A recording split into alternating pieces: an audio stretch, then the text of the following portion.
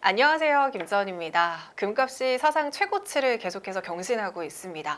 여기에 미국의 이란 공습이라는 지정학적 불확실성까지 더해지면서 앞으로 금값이 계속해서 신고가를 찍을 것인가 아니면 조정 국면에 들어설 것인가 궁금해하시는 분들 많으실 것 같은데요. 오늘 신한 프리미어 패스파인더 한아래 위원님과 함께 2026년 금 투자 전망에 대해서 짚어보도록 하겠습니다. 위원님 안녕하세요. 안녕하세요. 네, 소개 반갑습니다. 부탁드립니다. 네, 안녕하세요. 저는 신한 프리미어 패스파인더에서 금을 비롯한 투자 포트폴리오 담당하고 있는 한아래 위원입니다. 사실 2026년, 2025년부터 시작해서 국내 증시가 굉장히 좋았잖아요. 그래서 많은 분들께서 주식 시장에서 굉장히 열광을 하시지만 또 한편으로 금값도 정말 많이 올랐습니다. 작년과 비교해서 금값이 어느 정도나 오른 건가요? 네. 연간 기준으로 보면 오늘을 기점으로 해서 약 78% 정도가 연간 수익률을 보였습니다. 쉽게 말해서 나스닥 지수가 약 20% 정도 상승을 한 걸 비하면 주식보다 훨씬 뜨거웠던 자산이다라고 이야기를 할 수가 있는데요. 지난 주말 이어서 사실 말씀하신 것처럼 미국이 이란 본토를 공습하게 되면서 사실 연휴 이어지는 동안 굉장히 좀 마음 졸이신 분들 많으셨을 것 같습니다. 관련해서 조금 최근 이슈를 정리해서 말씀을 좀 드리려고 하는데요. 미국하고 이스라엘이 이란 본토를 공습을 했습니다. 그리고 여기서 이제 최고 지도자인 하마네이가 사망을 했죠. 이에 대해서 이란의 그 혁명 수비대라고 하는데요. 거기서는 미군 기지를 공격을 하고 가장 중요한 것이 바로 이 호르무즈 해협을 봉쇄하기에 이르렀습니다. 이 호르무즈 해협이 지금 증시에서 어떤 영향을 미치고 금이라는 자산에 어떤 영향을 미치는지가 굉장히 중요합니다. 그걸 좀 말씀을 드려볼 텐데요. 이 호르무즈 해협을 통과하는 원유 수송량이 전 세계 원유 수송량의 약 5분의 1, 그러니까 20% 가까이 됩니다. 실로 이제 엄청난 양이죠. 그리고 가장 중요한 건 여기서 수송되는 원유의 80%가 한국이라던가 중국, 일본, 인도 같은 국가들로 이제 수출이 된다는 점입니다. 지금 국내 증시가 큰 폭의 조정을 받고 있는 것도 바로 이 호르무즈 해협의 봉쇄에 따른 국내의 유가 상승이라든가 이를 통한 반도체를 비롯한 제조업에 대한 타격이 예상되는 부분이 굉장히 크게 기인을 했다라고 할 수 있는데요. 이 원유 재고의 타격이 가게 되면 에너지 물가가 상승이 되면서 인플레이션을 좀 타격할 수 있다는 우려가 있습니다. 그래서 지금 이러한 지정학적 분쟁 최근에 굉장히 많지 않습니다. 이런 것들이 중요한 것은 과연 얼마만큼 지속되는지의 여부일 것 같습니다. 그런데 이 금이라는 자산은 소위 말해서 안전자산이라고 보통 말씀하시는데요. 이런 글로벌 지정학적 분쟁이 있을 때 다소 지지를 받는 모습을 보입니다. 쉽게 말해서 이제 가격이 상승을 한다는 의미인데요. 사실 이 와중에 국제금 가격을 좀 계속해서 지켜보신 분들은 아시겠지만 분쟁 초기에는 상승을 했다가 그 상승폭을 일부 반납하면서 되갚는 현상을 보이고 있습니다. 이러한 현상들을 좀 이해하시려면은 최근에 미국이 보여주고 있는 어떤 국제 정세의 그런 흐름을 좀 보시면 좋을 것 같아요. 제가 자료를 몇 가지 준비를 했는데요. 첫 번째 장표 한번 보시겠습니다. 아마 익숙한 사진일 것 같습니다.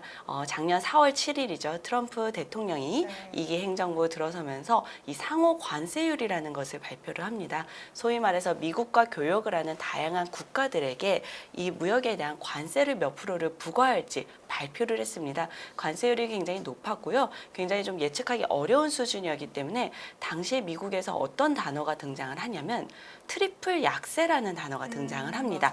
아마 다들 지금 기억나실 텐데요. 미국의 대표적인 세 가지 자산이죠. 미국 달러하고 미국 주식, 그리고 국채의 가격이 큰 폭으로 하락을 하게 됩니다. 즉 높은 금리로 투자자들을 유인해야 될 만큼 당시 미국의 자산들이 크게 흔들리는 모습을 보였는데요. 이때 국제 금 가격을 보시면 아시겠지만 국제 금 가격 또한 단기적으로는 흔들리는 폭을 보이고 그 다음에 이제 소폭 상승하는 모습을 보였습니다. 그런데 이 관세라는 것이 그러면 왜 이렇게 중요하냐라고 하면요. 미국의 행정부의 어떤 재정 정책의 수단이 바로 관세입니다. 관세를 통해서 원하는 바를 이루고자 하는데요. 바로 그 목표가 그럼 뭐냐라고 하면 미국의 안보라고 할 수가 있겠습니다. 미국의 안보에는 에너지 안보도 있고 무역 안보도 있고 마지막으로 가장 중요한 통화 안보가 있습니다. 무슨 말이냐면 미국이라는 국가는 달러를 기축통화로 발행을 하는 국가죠. 그러면 이 기축통화가 지위를 가지고서 전 세계에서 많이 쓰이려면 달러가 어떻게 해야 될까요? 많이 퍼져나야 되겠죠. 어디로 퍼져나가냐면 미국 밖으로 퍼져나가야 됩니다. 그럼 달러가 계속해서 다른 곳으로 나가게 되면서 미국은 불가피한 상황을 직면을 하게 되는데요. 바로 재정 적자입니다.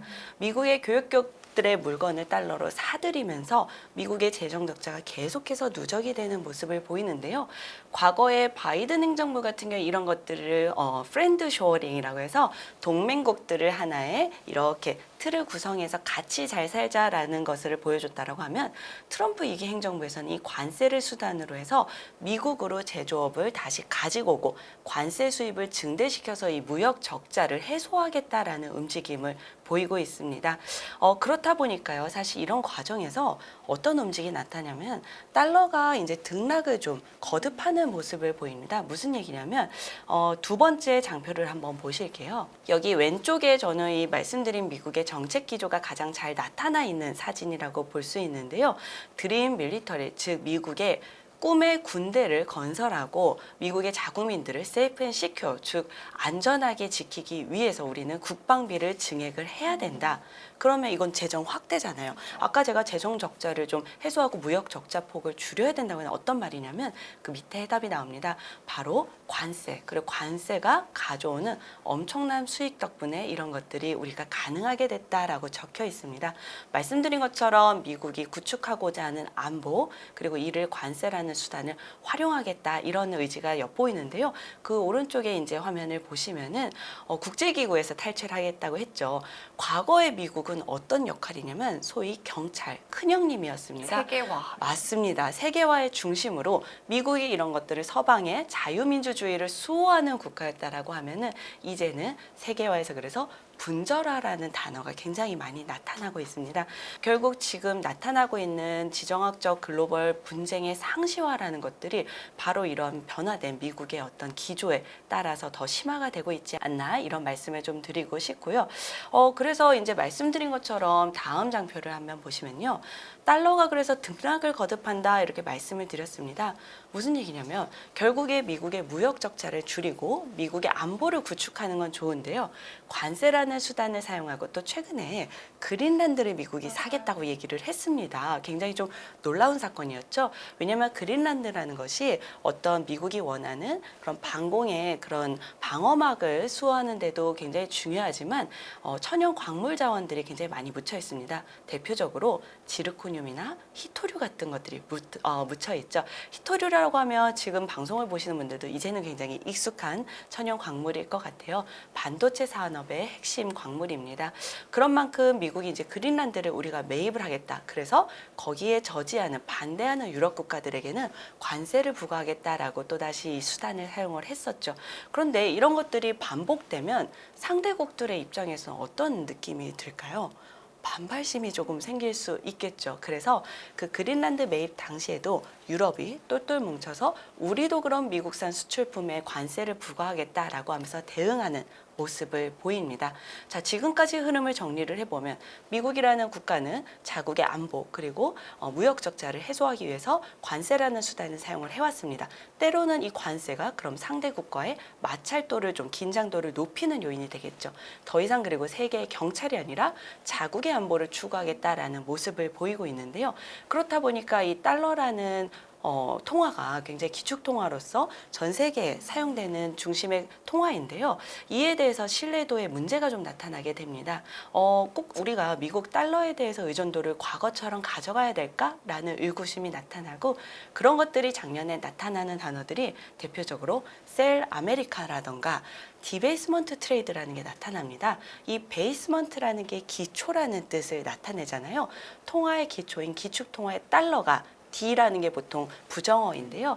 흔들릴 때 우리는 그럼 어디에 투자를 해야 될까라고 하면서 금이나 비트코인 같들이 나타나고요. 이 그래프에서 보시는 것처럼 또 다른 기축통화 어떤 게 있죠? 유로나 프랑이 굉장히 강하게 나타나게 됩니다.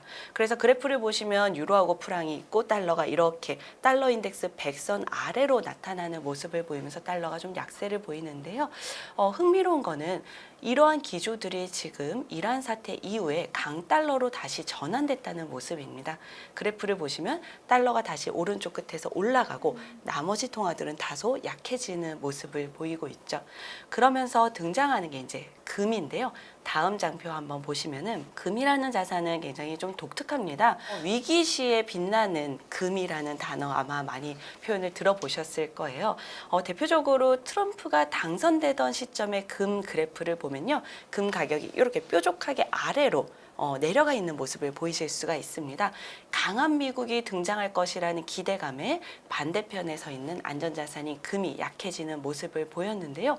반면 25년도 4월에 아까 말씀드렸던 상호관세가 발표가 되면서 금이 한번 탄력을 받고 또 25년 10월에 미중 무역 분쟁이 굉장히 격화되는 모습을 보였었습니다. 그때 이제 쟁점이 히토류였죠. 그때 이제 금이 한번 또 탄력을 받으면서 25년도에 역사적인 수익률을 만들어내게 됩니다. 네, 그럼 지금까지 말씀해주신 내용을 좀 종합해 본다면 트럼프가 관세로 계속해서 압박을 하면서 달러 신뢰도가 낮아졌고 여기에 지금 지정학적 리스크까지 겹쳐지면서 복합적으로 금 가격을 상승하는 요인으로 작용하고 있다. 이렇게 좀 정리를 해보면 좋을 것 같고요. 근데 저희가 이제 교과서에서 배운 그 공식적인 내용으로는 보통은 이제 금과 달러는 반대로 움직인다 이렇게 많이 알고 있잖아요. 근데 지금은 또 금 가격도 높은데 달러도 높더라고요. 지금의 현상은 또 어떻게 보시는지요? 네, 맞습니다. 지금 원화 투자자분들 입장에서 느끼시기에는 금이 굉장히 고점이라고 하는데 금하고 달러는 반대다. 그럼 달러가 약하게 느껴져야 되는데요. 그렇지 않다라는 감정을 많이 느끼실 것 같아요. 그 이유가 첫 번째는요. 이 통화라는 가치는 금도 결국엔 하나의 실물 통화라는 관점에서 보았을 때 항상 상대성을 가지고 움직입니다. 이 환율이라는 건 양측의 통화가 힘을 겨뤘을 때 누가 더 세냐의 문제거든요. 저희가 흔히 어떤 통화가 굉장히 약세라서 그 나라에 여행 가기가 되게 좋다라고 할 때는 우리나라 통화가 상대 통화보다 강한 것이고 굉장히 환율이 높다라고 느낄 때는 상대 통화가 우리 통화보다 힘이 더 세기 때문인데요. 그러면 이렇게 한번 생각을 해보실 수 있을 것 같습니다. 첫 번째로 원화 투자자 입장에서 봤을 때는 금하고 달러가 모두 원화보다는 강하다. 이렇게 보실 수가 있고요. 두 번째가 있습니다. 어떤 거냐면 이 환율이라는 거는 현재 상황도 반영을 하지만 미래에 대한 기대와 미래에 대한 우려를 동시에 반영을 합니다. 지금 미국이 AI를 이제 주도를 하고 있죠. 혁신 산업을 주도를 하면서 하이퍼스케일러라고 부르는 이런 빅테크 기업들이 굉장히 전 세계의 성장을 이끌고 있습니다. 성장을 이끄는 국가에는 돈이 몰리죠. 그러면 그 나라의 통화가 강해집니다. 그럼 달러가 강하겠죠. 근데 아까 말씀드린 것처럼 지금의 달러는 굉장히 강하지만 미래의 달러는 어떨까? 그러면 다른 어떤 통화로 다른 자산으로 우리가 좀 분산을 해야 되지 않을까 해서 나타났던 게 아까 말씀드렸던 유로랑 프랑이 있고요. 또 금이 있습니다. 이 달러하고 금의 관계를 설명할 때 보통 반대다라고 하는 거는 또 마지막 요인이 있는데요. 뭐냐면 달러는 그러면 전 세계에서 기축통화고 가장 성장을 크게 견인하는 국가의 통화죠. 그래서 흔히 종이화폐의 왕이라고 합니다. 다른 종이화폐들보다 더 강하다는 의미인데요. 그 반대편의 금은 바로 실물화폐의 왕이라고 부릅니다. 그래서 이 달러하고 금은 본원적으로 예전에는 붙어 있었죠. 금본위제라고 해서 같이 붙어 있다가 떨어져 나오면서 달러는 어떤 종이화폐, 실내화폐의 대표격이 되고 금이 그 반대편의 실물화폐가 돼서 달러가 약해질 때 이 실물화폐인 금이 치고 올라오는 모습을 보입니다. 이 약해진다는 건 달러가 기축통화로서 패권을 잃었다던가 달러가 완전히 힘을 잃었다 이런 표현이 아니라 상대적으로 약해질 때마다 금이 치고 올라온다 이런 개념으로 좀 봐주시면 좋을 것 같아요. 그래서 요 이제 그래프를 한번 보실 텐데요. 네, 여기 보시면 금과 달러의 가격 그래프를 제가 이제 표현을 해드렸어요. 약 10년간의 관계를 보여드렸는데요. 이 회색 화살표로 표시된 모습을 보시면은 마치 어떤 게 좀 연상이 되세요? 이 데칼코마니처럼 접어서 이렇게 보이는 모습이 보입니다. 대표적으로 지금 달러가 22년도에 굉장히 높게 치솟은 모습이 보입니다. 이때가 언제냐면요. 코로나 이후에 40년 만에 인플레이션을 겪은 미국이 드디어 기준금리를 인상하게 되죠. 달러에 주는 값인 이자율이 올라가게 되면 달러의 몸값이 올라갑니다. 그때 계속해서 4번 연속 기준금리를 인상하게 되면서 상대적으로 금이 힘을 잃고 보합을 하는 모습을 보입니다. 그리고 그 이후에 말씀드린 트럼프 당선이 강한 미국을 견인할 거라고 기대할 때 한 번 또 달러가 올라가면서 금이 주춤을 하죠. 그런데요, 말씀하신 것처럼 달러랑 금이 같이 가는 시기도 있습니다. 예를 들면 2025년도가 그랬는데요. 미국의 주식을 비롯한 자산이 매력적으로 움직이는데 금 또한 이러한 우려를 받침을 하면서 계속 올라가는 모습을 보이는 것들이 바로 에브리싱 랠리로 표현이 되는 모습입니다. 그래서 지금의 금융시장은 1과 0 이런 이분법적인 요소로 판단을 하시기에는 조금 복잡합니다. 그것보다는 각 자산의 상관관계가 지금 힘이 시소처럼 어디로 조금 더 추가 기울어 있는지를 보시는 것이 훨씬 더 현명한 판단이라고 할 수가 있겠습니다. 달러 자체가 지금 뭐 다른 통화 대비 강할 수 있지만 이거는 방금 말씀해 주신 것처럼 상대적으로 강하다라는 개념인 거고요. 절대적으로 강하다라는 가치에 대한 신뢰도는 약해질 수 있기 때문에 지금은 좀 금으로 분산되는 시기인 것 같아요. 근데 또 이제 우리가 알고 있는 것 중에 하나가 주식시장이랑 금도 반대로 간다 이런 얘기들이 많잖아요. 그럼 지금 시장 상황에서는 이 현상을 어떻게 보시는지 궁금해요. 보통 금을 안전자산이라고 표현하고 주식을 위험자산이라고 표현을 하죠. 근데 아까 제가 에브리싱 랠리를 말씀을 드렸는데요. 최근에는 금하고 주식도 같이 가는 현상들이 나타납니다. 결국 이런 것들은 코로나 이후에 시장에 계속해서 중첩된 유동성의 힘이 좀 만들어내는 것이 하나가 있고요. 두 번째로 아까 말씀드린 현재의 좋은 성장을 가져가는 동시에 미래의 불안을 금으로써 좀 방비를 하는 움직임이 나타난다라고 볼 수가 있는데요. 두 번째 그래프를 제가 좀 보여드리겠습니다. 여기에는 아까 제가 보여드렸던 금하고 달러에 더해서 미국 S&P 500, 미국 주식 인덱스를 제가 추가를 해보았습니다. 여기서 한 가지 보실 점은요. 그러면 지금처럼 전쟁이 일어나고 주식시장이 굉장히 큰 폭으로 흔들릴 때 금을 가지고 있으면 무조건적으로 좋을 것 같다라는 생각을 많이 하실 수 있을 것 같아요. 왜냐하면 금이 안전자산이니까요. 근데 과거에 보면 그러한 믿음이 좀 흔들리는 경우도 나타납니다. 대표적으로 언제냐면요. 코로나 때 저희가 전혀 예상이 못했던 전대미문의 전염병이 전 세계적으로 확산이 됐죠. 그때의 감정을 생각해 보면 좀 어떠세요? 이게 언제 끝날까? 맞습니다. 네. 미래가 언제 끝날지 모른다라는 불확실성인데요. 그때 결국 주식하고 금이 동반해서 단기적으로 하락을 하는 모습을 보입니다. 금이 안전자산이라면 주식이 이렇게 떨어질 때 반대로 올라야지 되는 얘기거든요.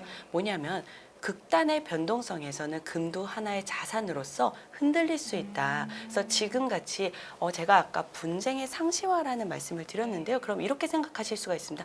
그럼 무조건 내가 지금 전쟁이 일어날 때마다 금을 사면 좋지 않을까라고 생각을 하실 수가 있는데 이런 극단의 변동성 상황에서는 결국 장기적으로는 금이 안전자산으로 우상향할 수 있지만 단기적으로 낙폭을 크게 가져갈 수가 있다. 그래서 저희가 금에 대해서 말씀을 드릴 때는 이 안전자산이 안전해서 안전자산이 아니라 어떤 위험을 회피하고자 하는 분산 차원에서의 안전자산이다 이렇게 말씀을 드립니다.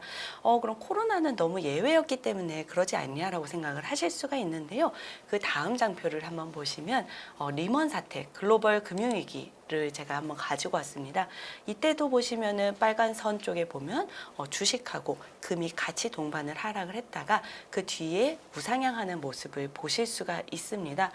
결론적으로 우상향을 했다라는 게 중요한 게 아니고요.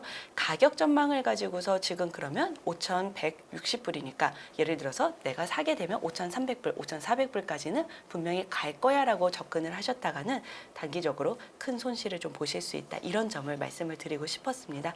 그래서 금이라는 자산이 가지는 특징을 아까 제가 실물 화폐로 말씀을 드렸죠. 기본적으로는 종이화폐의 위험이라든가 전쟁과 같은 이런 리스크 해지라는 기능을 가지지만 때로는 자산과 동조화되는 현상을 보이기도 한다. 이게 최근에 금융시장에서 나타나는 현상이다. 이렇게 말씀을 드렸습니다. 네, 이게 지정학적 리스크가 예전에는 정말 코로나처럼 불확실하다고 네, 느꼈는데 이제는 어느 정도 좀 학습 효과도 네, 있는 것 맞습니다. 같아요. 그래서 지금과 같은 현상이 발생이 되는 것 같고요. 그러면 금 가격을 상승시키는 요소들이 이 밖에 또 다른 것들이 있다면 어떤 게 있을까요? 기본적으로 금이라고 하면 네. 특히 여성분들은 어떤 이미지가 과거에는 제일 먼저 떠올랐냐고. 장신구. 맞습니다. 귀금속입니다. 네. 실제로도 과거에 이제 금에 대한 수요처를 분석을 해보면요. 금에 대한 수요가 크게 네 가지로 나뉩니다. 귀금속 수요가 있고요. 원자재 수요가 있고 그 다음에 투자가 있고요. 그 다음에 중앙은행 수요가 있습니다. 과거에는 이 귀금속 수요가 금 가격에 미치는 요인이 상당 부분 크게 작용을 했습니다. 그래서 예전에 그 주식 관련된 리포트나 이런 상품 관련된 리포트를 보면요. 인도 축제 기간을 가지고 금 가격을 분석을 하기도 했습니다. 인도에서 축제가 있으면 금 소비량이 많아지니까 금 가격이 오를 수 있다라는 것이었는데요. 최근에는 그런 분석이 이제 굉장히 약해졌죠. 왜냐하면 금 가격에서 미치는 수요의 요인들 중에서 가장 큰 요소가 중앙은행하고 투자 수요로 많이 바뀌었기 때문입니다. 이것이 최근에 알루미늄이라던가 구리, 은과 같은 다른 원자재하고 금을 조금 다르게 만들어주는 요소기도 합니다. 그래서 이 부분을 좀 주의 깊게 보시면 좋은데요. 그러면 중앙은행들이 아까 제가 이제 수요처에서 큰 손으로 옮겨왔다 이렇게 말씀을 드렸는데 중앙은행들이 금을 왜 살까요? 미국의 채권을 팔면서 또 금을 사고 있는 거잖아요. 흔히 신뢰도가 맞습니다. 하락했다. 네, 아까 말씀드린 것처럼 셀 아메리카나 디베이스먼트 트레이드가 중앙은행에도 작용을 했다라고 할 수가 있는데요. 사실 그렇게까지 적용을 하는 건 조금 극단적이고 어떤 중앙은행들이 금을 사는지를 보시면 보다 쉽게 이해를 하실 수가 있습니다. 제가 이 그래프를 하나 가지고 왔는데요. 23년, 24년 어떤 국가들이 금을 많이 샀는지를 저희가 세계금협회라고 공신력이 있는 기관이 있습니다. 거기서 발표를 하는데요. 여기서 보시는 국가들의 특징을 보면 공통점이 있습니다. 첫 번째로는 흔히 우리가 생각하는 금을 많이 사는 국가, 인도, 중국도 있지만요. 폴란드라던가 체코, 튀르키예, 이라크 이런 국가들이 이제 많이 보입니다. 어떤 공통점이 있나요? 지정학적인 네. 어떤 리스크를 가지고 있는 맞습니다. 나라들. 예, 폴란드 같은 경우에는 지금 러시아 우크라이나 전쟁이 아직도 종전되지 않고 지속되고 있는데요. 그 우크라이나의 국경에 접견해 있는 국가죠. 대표적으로 최근에 금뿐만 아니라 방산과 같은 이런 체계를 굉장히 많이 구축하고 있는 국가입니다. 그리고 튀르키예, 터키라고 하죠. 터키 같은 경우에는 굉장히 높은 인플레이션으로 계속해서 고통을 받고 있는데요. 아까 말씀드렸던 그런 금이 가지는 본질적인 특징, 실물 화폐이자 국적 없는 안전자산으로서의 금이 중앙은행의 매수 수요에도 영향을 미쳤다. 이렇게 말씀을 드릴 수가 있습니다. 자국이 처해 있는 지정학적 어떤 리스크나 분쟁을 금으로 해치하고 자국 통화의 약세를 달러로 해치를 할 수도 있지만 이 금이라는 국적 없는 실물 화폐로 해치를 하는 움직임이 나타났다 이렇게 보실 수가 있습니다. 그리고 더불어서 중앙은행이라고 하면 개인하고 비교해서 좀 어떤 느낌이 드나요? 일단 돈이 더 많다. 돈이 엄청 많죠. 네. 그리고 정책적으로 의사결정을 하다 보니까 단기적인 가격에 흔들리지 않는 모습을 보입니다. 이 중앙은행이 2023년도부터 본격적으로 금 매수의 큰 손으로 등장을 하게 되면서 금의 가격에 한 번에 점프를 이뤄냈고요. 그 다음에 이제 2025년도에 들어서면서 아까 말씀드렸던 달러로부터 통화 포트폴리오의 다변화라던가 여러 가지 이런 안전자산에 대한 투자 수요가 가세가 되면서 글로벌 ETF 수요가 가세를 했습니다. 그러면서 2025년 정말 금의 해라고 부를 수 있는 좀 역사적인 수익률을 만들어냈다고 할 수가 있겠습니다. 네. 그럼 이쯤에서 많은 분들이 또 궁금해하시는 것 중에 하나가 워낙에 금값이 많이 올랐잖아요. 네. 그래서 뭐 달러 6,000달러까지 오를 것이다. 뭐 7,000까지 바라보는 데도 있더라고요. 가격 부분에 대해서는 어떻게 흐름을 전망하시는지 궁금합니다. 사실 지금 5,000달러 선이 넘어가면서 정말 글로벌 금융기관들 IB의 리포트도 분분한 것 같습니다. 최근에 이제 말씀하신 것처럼 6,000달러에 대한 전망이 나왔는데요. 현재 5,100달러 선에서 감안했을 때는 약 18% 정도가 올라야 되는데요. 작년에 연간 금 성장률을 감안할 때는 그렇게 높은 수치는 아닙니다. 다만 여기서 아까 말씀드린 금이라는 자산을 뒷받침하는 요소들이 그러면 2026년도에는 얼마나 더 강하게 작용이 되느냐가 중요할 것 같습니다. 항상 보면 주식도 그렇고 자산 가격의 상승률은 지금 좋은 것도 있지만 미래에 얼마나 더 좋아질까? 맞습니다. 이제 정확하게 짚어주셨는데요. 그게 현재의 가격을 형성하는 요인이 됩니다. 그러면 제가 지금까지 말씀드린 요인들을 종합을 해봤을 때 금 가격을 끌어올릴 수 있는 요소들은 대표적으로 첫 번째 전쟁, 분쟁이 있겠죠. 사실 전쟁, 분쟁이 지금 봤을 때는 아까 말씀드린 세계화에서 분절화로 옮겨가면서 쉽사리 해소되지는 어려울 걸로 좀 보입니다. 그러면 이거는 금 가격을 지지하는 요소가 되겠죠. 두 번째가 아까 큰손 중앙은행이었는데요. 이 세계금협회에서는 매년 중앙은행들을 대상으로 설문조사, 서베이를 합니다. 거기서 약 43% 정도의 중앙은행들이 올해 금 보유량을 늘릴 것이라고 대답을 했습니다. 그리고 응답 국가의 대부분은 이머징 국가로 나타났는데요. 그러면 여전히 이런 신흥국들이 금 보유량을 계속해서 가져간다는 점을 감안할 때 이 또한 금 가격의 지지 요소가 될 수 있겠습니다. 하지만 여기서 간과하면 안 되는 게 있는데요. 금의 가장 강력한 아까 제가 그 시소의 반대편에 서 있는 자산이 달러라고 말씀을 드렸죠. 셀 아메리카, 디베이스먼트 트레이드 그리고 금 가격의 상승이 일어나면서 이 달러의 펀더멘탈, 달러의 패권에 대한 의문이 굉장히 많이 일어나고 있습니다. 이에 대해서 사실은 미국의 재무장관인 스콧 베센트가 최근에 한 발언들이 있습니다.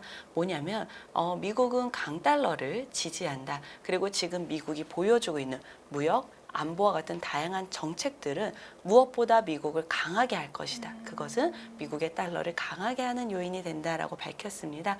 뭐냐면 아까 제가 미국이 추구하는 목표는 안보이고 그것의 수단이 관세라고 말씀을 드렸죠. 이 안보에는 외교나 무역 아니면 군사 안보도 있지만 통화 안보가 있다고 말씀드렸습니다. 패권 국가로서 이 기축 통화를 계속 지켜나가야 되는 것들이 있거든요. 그럼 일정 부분 달러가 계속해서 무너지고 금이 올라가는 상황이 지속되리라고 보기에는 다소 어려워 보입니다. 이런 점들을 감안할 때 올해 사실은 금 가격이 몇 프로가 오르냐보다는 내가 담고 있는 혹은 내가 투자를 고려하고 있는 금들의 이런 요소들이 얼마나 강하게 작용하는지 시소의 축이 어느 쪽으로 기우는지를 좀 보시면 좋을 것 같습니다. 네, 우리가 주식 투자를 할 때는 어떤 기업 분석을 제대로 하는 게 또 투자에 있어서 중요하잖아요. 네, 금 투자에 있어서는 정말 이런 매크로적인 이슈들을 잘 알아야 되는 것 같습니다. 네, 지금 정확하게 말씀을 해주셨는데요.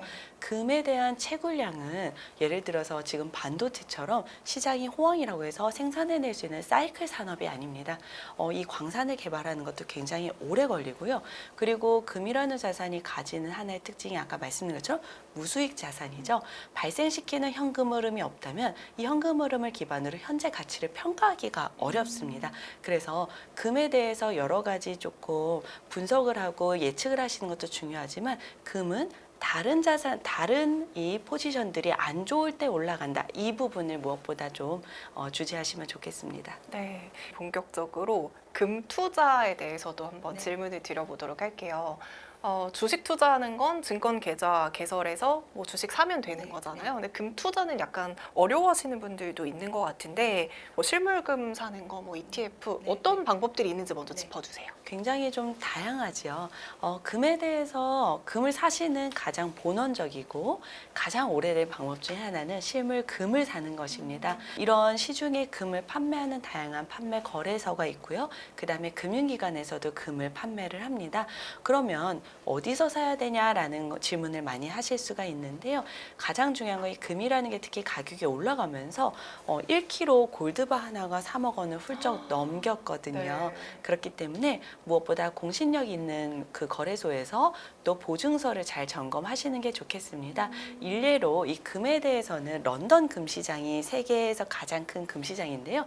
LBMA라고 해서 런던 금시장 인증 마크를 주기도 합니다. 이런 것들을 좀 보시면 하시면 조금 더 믿을 수 있는 금 거래가 가능하시고요. 저 그럼 한 가지 궁금한 점이 있어요. 이 골드바는 실물금인 거잖아요. 근데 우리가 똑같은 물을 사더라도 마트에서 사는 거, 편의점에서 사는 거 가격이 다 다른데 맞습니다. 골드바도 어디서 사느냐에 따라서 가격이 다른가요? 달라집니다. 아, 예, 정말요? 흔히 저희가 국내의 금 가격이 어떻게 산정되는지를 좀 말씀드리면 이해가 편하실 것 같아요. 국제 금 가격을 아까 말씀드린 LBMA 같은 곳에서 공신력 있는 기관에서 발표를 합니다. 그리고 그 가격을 기반으로 해서 국내에서 원달러 환율을 적용해서 국내 금 가격이 나옵니다. 그런데 이 국내 금을 거래하는 곳에 따라서 가격이 조금씩 달라지거든요. 그래서 내가 똑같은 금을 똑같은 일자에 구입을 한다 할지라도 어디서 구입하냐에 따라서 가격이 다소 달라질 수가 있고요. 말씀드린 어떤 LBMA 인증이라던가 이런 요소들이 금 가격에도 일부 영향을 미칠 수가 있습니다. 두 번째로 이제 실물금을 사실 때 가장 주의하실 점이 뭐냐면 세금입니다. 세금이 굉장히 무섭죠. 실물은 실물 거래를 하는 거기 때문에 금 가격을 구매하시는 총액의 10%를 부가가치세로 내셔야 됩니다. 아까 3억에 3천인 맞습니다. 거예요? 그래서 무슨 얘기냐면 금 가격이 올라갈수록 내가 부담해야 되는 세금 금액도 덩달아 올라간다라는 것인데요. 이런 점들이 지금 금을 사시기에는 다소 부담스럽게 느껴지실 수가 있어요.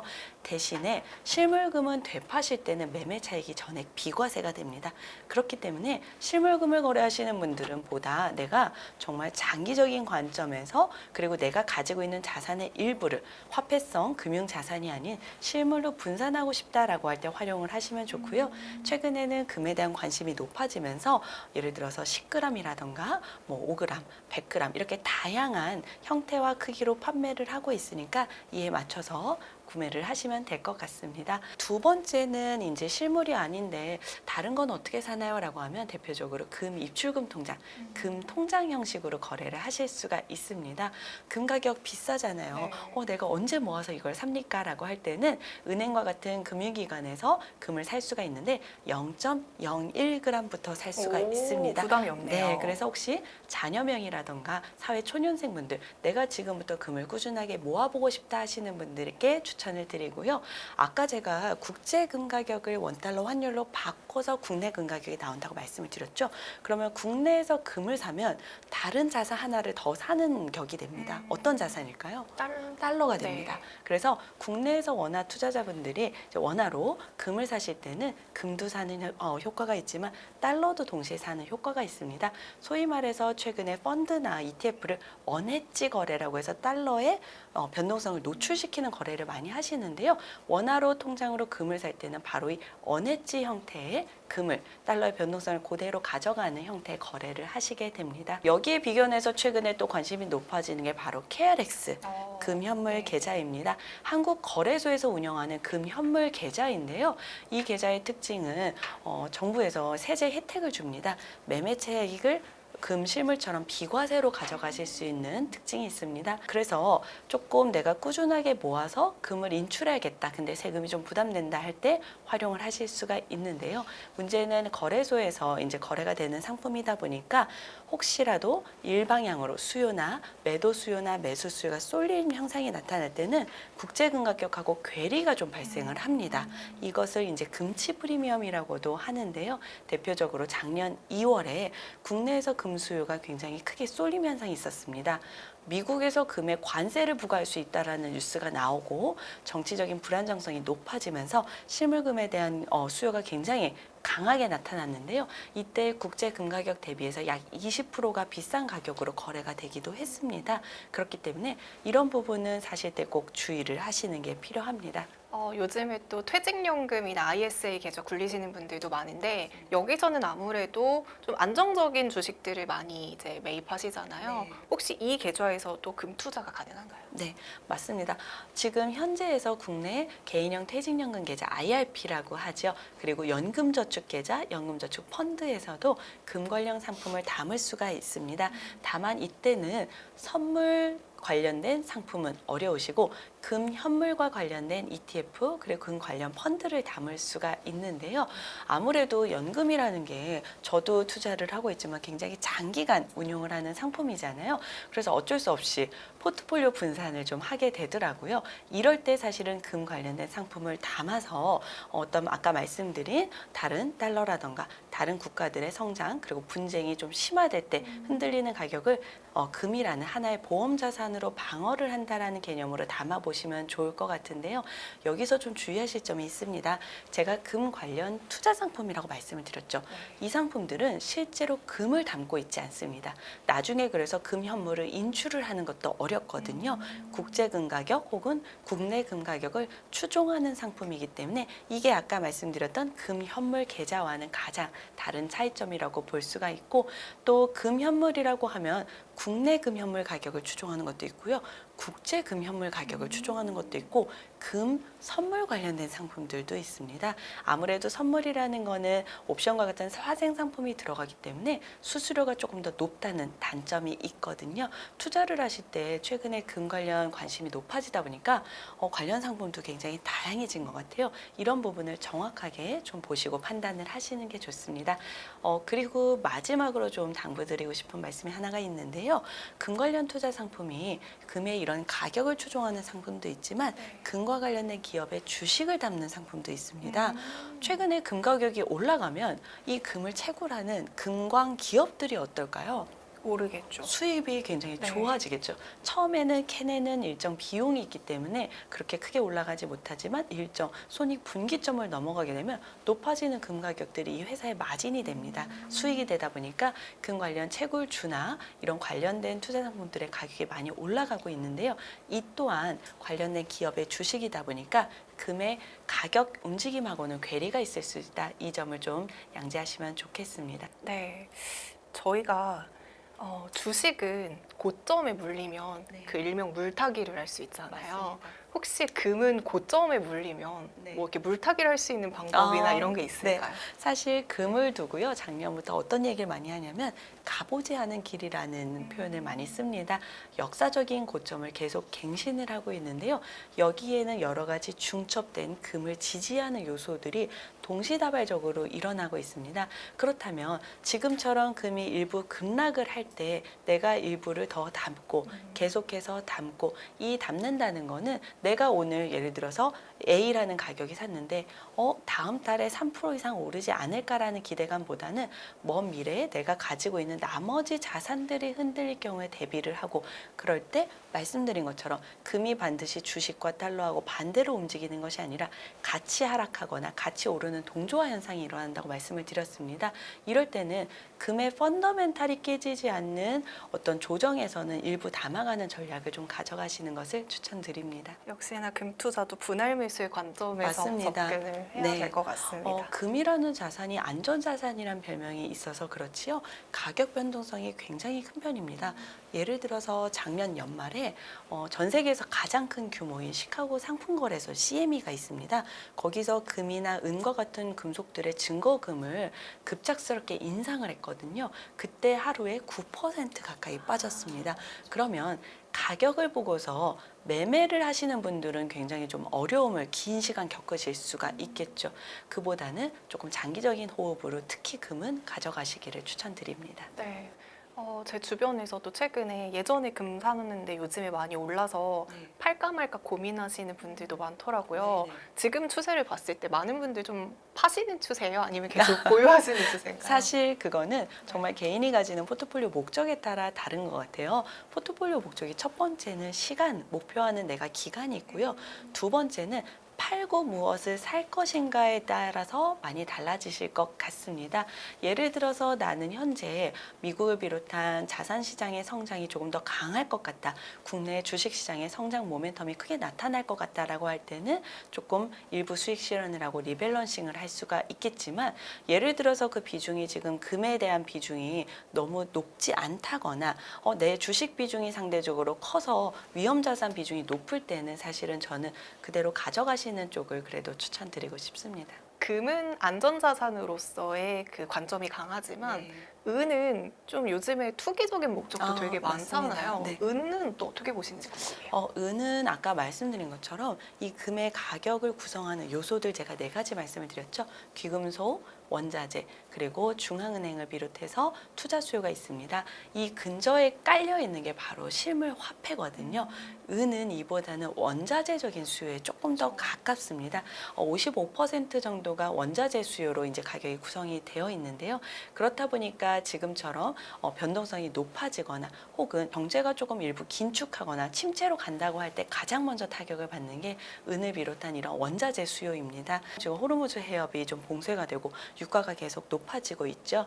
은 같은 경우에는 사실 개인적으로 변동성이 금보다 훨씬 크게 나타납니다. 연말에 CME에서 증거금 인상을 할 때 금이 9% 정도 하락을 한 반면 은은 약 30% 가까이 빠졌거든요.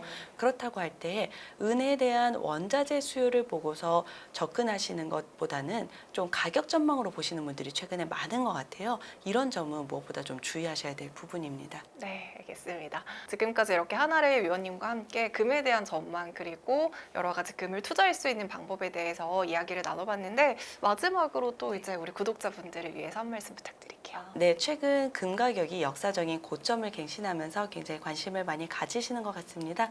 하지만 말씀드린 것처럼 금이라는 자산이 가지고 있는 보험적인 이 안전자산의 성격을 올바르게 좀 이해를 하시고 포트폴리오 자산 배분 차원에서 장기적인 흐름으로 좀 가져가시기를 권장드리면서 이상으로 마치겠습니다.